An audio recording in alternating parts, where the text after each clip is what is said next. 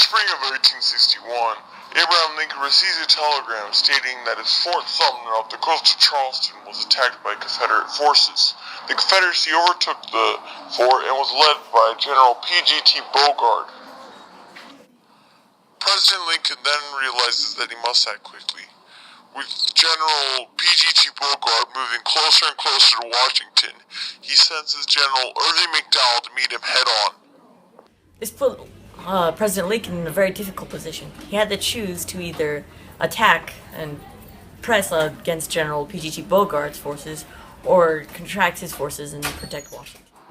But President Lincoln decides to stick with his plan. General Irving McDowell is glad to accept the job, and soon him and his forces are moving quickly towards General P.G.T. Beauregard. Irvin McDowell and Beauregard, they fought together, but they didn't have a fierce war.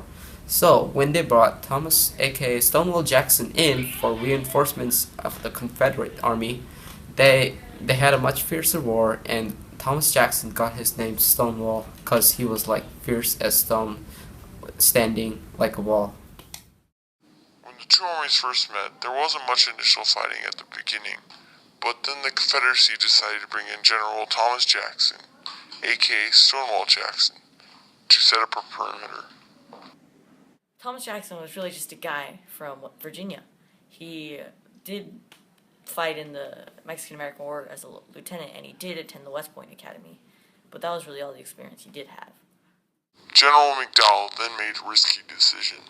He decided to put the majority of his cannon fire upon Stonewall Jackson's forces. So, McDowell, he wanted his cannons to face the Stonewall army, but that was a bad decision because Stonewall wanted McDowell to attack him, and every troop he sent, he pounded them away and destroyed and conquered them. General McDowell kept sending more and more of his troops at Stonewall, but Stonewall held his position strong, which ultimately led to Confederate victory at Bull Run. Victory at Bull Run that sent a message to the Union and President Lincoln. It showed that the South could win this war, that they were actually a fighting force to be dealt with.